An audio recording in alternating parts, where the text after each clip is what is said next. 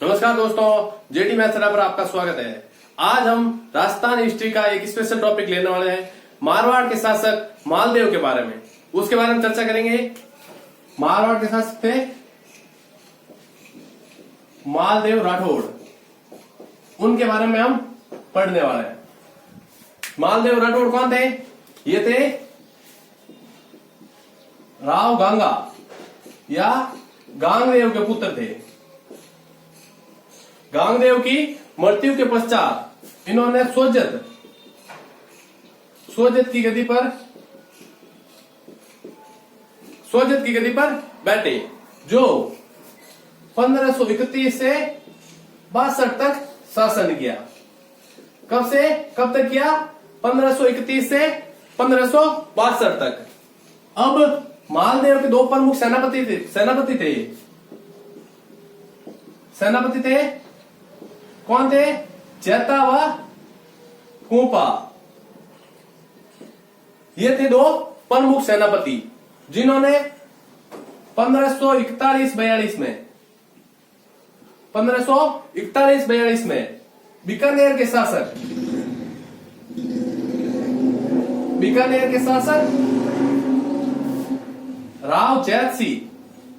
राव जैत सिंह को पहोबा या साहेबा, ये कहां पर है? श्री गंगानगर में। यह युद्ध है, पहोबा या सौदा के युद्ध में पराजित किया, वह बीकानेर पर अधिकार कर लिया। किसने किया? जैता व कुंपा, मालदेव के सेनापतियों ने। अब आगे देखते हैं। मालदेव ने 3 दुर्गों का निर्माण करवाया। कौन कौन से है? सोजत का दुर्ग। सोजत कहां पर है? पाली, यह है पहला। दूसरा है पोखरण का दुर्ग, यह कहां पर है? जैसलमेर। तीसरा दुर्ग है, कौन सा है? मालकोट कहां है? मेड़ता, नागौर में। इन 3 दुर्गों का मालदेव ने निर्माण भी करवाया। लेकिन एक और दुर्ग है तारागढ़। कहां पर है? अजमेर। इस दुर्ग को राव वीरमदेव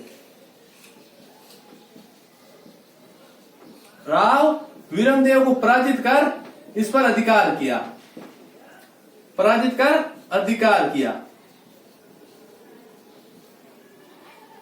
राव वीरमदेव को मालदेव ने पराजित किया और तारागढ़ पर अधिकार कर लिया। अब ये जो राव वीरमदेव था, ये यहां से पराजित होने के बाद शेरशाह सूरी के पास चला गया। ठीक है, अब आगे लेते हैं। आगे क्या है कि 1544 में, 5 जनवरी 1544 में, उससे पहले लेते हैं, युद्ध होने से पहले राव मालदेव की शादी किससे हुई? राव मालदेव की शादी 1536 में जैसलमेर के शासक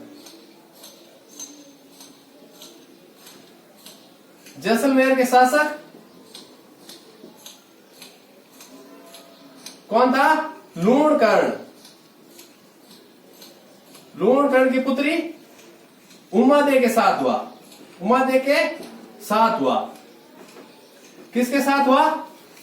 1536 में जैसलमेर के शासक लूणकर्ण की पुत्री उमादे के साथ हुआ। लेकिन कुछ समय बाद मालदेव व उमादे के बीच में कुछ अनबन हो गई, जिसके कारण उमादे सिवाना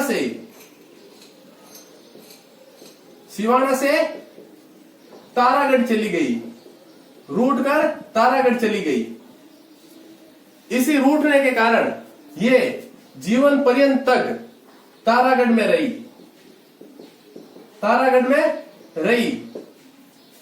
इसी कारण इसे उमादे को रूटी रानी, इतिहास में रूटी रानी के नाम से भी जाना जाता है। रूटी रानी के नाम से जाना जाता है। अब जब उमादे तारागढ़ में थी तो मालदेव ने यहां पर रूटी रानी उमादे को मनाने के लिए किसको भेजा? ईश्वरदास बारट, ईश्वरदास बारट को भेजा। ईश्वरदास बारट एक ग्रंथ भी लिखा, कौन सा है? हाला जाला की कुंडलियां, हाला जाला की कुंडलियां ग्रंथ भी लिखा। मालदेव ने ईश्वरदास बारट को भेजा, लेकिन उमादे सिवाना आने के लिए नहीं मानी। लेकिन इसी बीच मालदेव की अन्य रानियों ने आशा बारट को उमादे के पास भेजा। अब क्या होता वहां भेजने के बाद? आशा बारट को भेजा अन्य रानियों ने।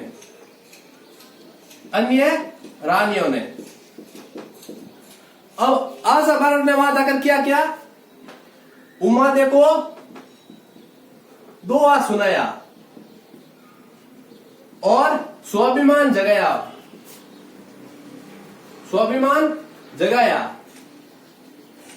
आशा बारट के दोहा सुनाने के कारण उमादेव में अपना स्वाभिमान जगा और वो वापस सिवाना नहीं आई। ठीक है, इसी कारण जब मालदेव की मृत्यु हो जाती है तो भी वो वापस सिवाना नहीं आती है। लेकिन मालदेव की मृत्यु होती है तो उमादे महासती होती है। ये राजस्थान की एकमात्र महासती है। अब हम महासती शब्द आ गया है तो महासती शब्द होता क्या है इसके बारे में समझेंगे, फिर आगे बढ़ेंगे मालदेव के बारे में। सती का मतलब होता है पति के साथ जिंदा जलना या अंतिम संस्कार कराना, यह होता है सती। अब महासती का मतलब क्या होता है? पति की किसी वस्तु के साथ सती होना, पति की किसी यादगार वस्तु के साथ सती होना, यह होता है महासती होना। तो उमादे कौन सी वस्तु के साथ सती हुई थी? वो हुई थी मालदेव की पगड़ी के साथ।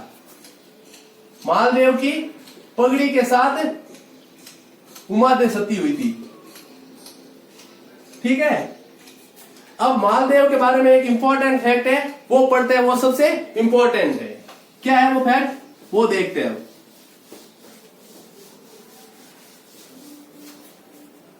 फैक्ट की डेट है 5 जनवरी 1544। इसे कहते हैं गिरी सुमेल या जैतारण का युद्ध। जैतारण का युद्ध कहां पर है? जैतारण पाली में। अब ये किस किस के मध्य हुआ था? ये हुआ था शेरशाह सूरी व मालदेव के मध्य। किस किस के मध्य हुआ था? शेरशाह सूरी व मालदेव के मध्य। अब शेरशाह सूरी का सेनापति कौन था?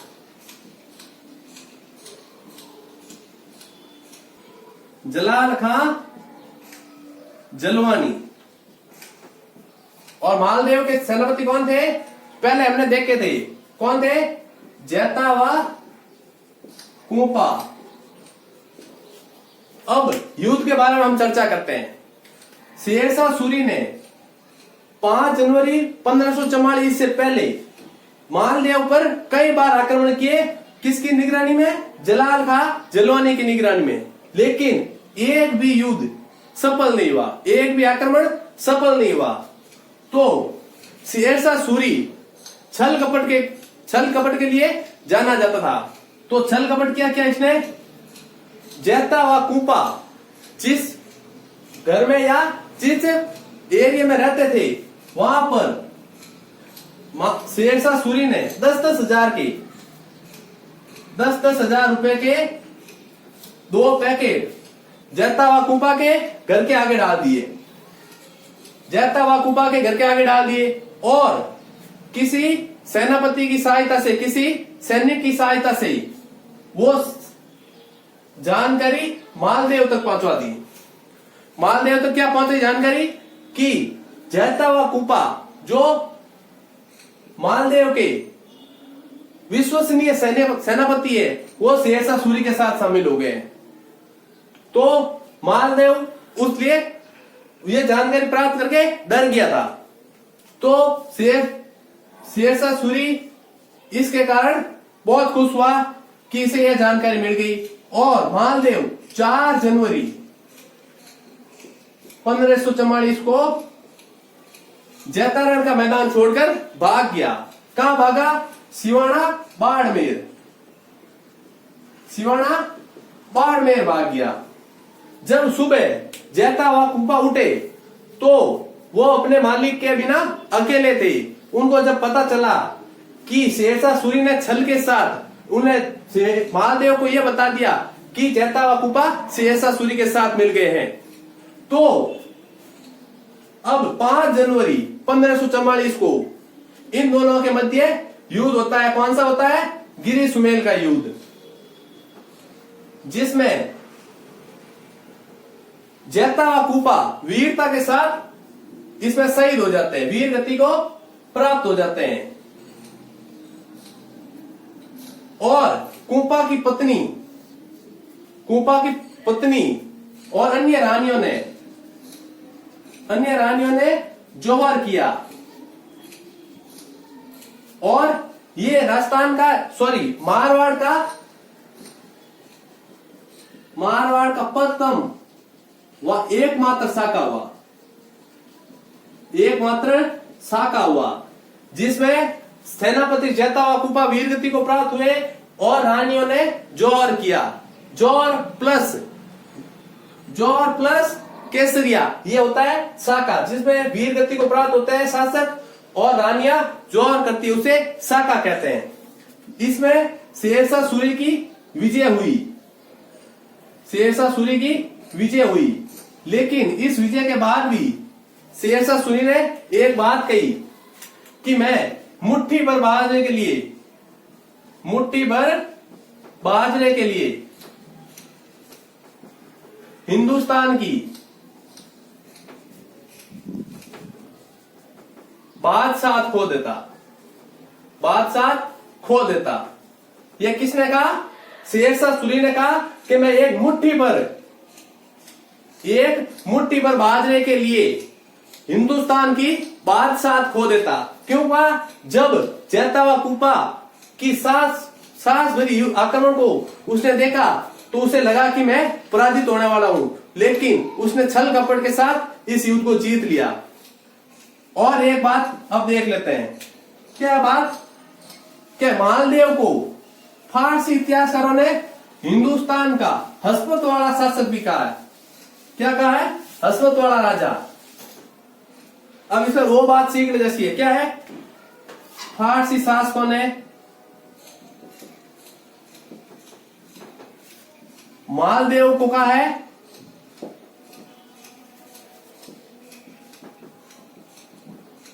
क्या कहा है? हिंदुस्तान का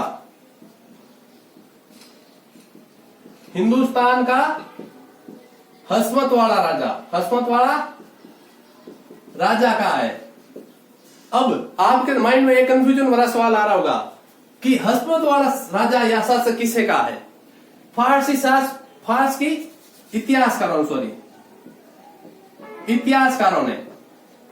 फारसी इतिहासकारों ने मालदेव को हिंदुस्तान का हस्मत वाला राजा कहा है, लेकिन फारसी इतिहासकारों ने ही मालदेव के पिता राव गंगा या गामदेव को हस्मत वाला राजा या शासक कहा है। यह बात अपने माइंड में बिठा लेना कि हिंदुस्तान का हस्मत वाला राजा कहा है मालदेव को और हसमत वाला राजा का है राव गंगा मालदेव के पिता को। ठीक है दोस्तों, आपको ये वीडियो हमारा अच्छा लगे लाइक शेयर और कमेंट जरूर कीजिएगा, और चैनल को सब्सक्राइब नहीं किया है तो सब्सक्राइब जरूर कीजिएगा। धन्यवाद।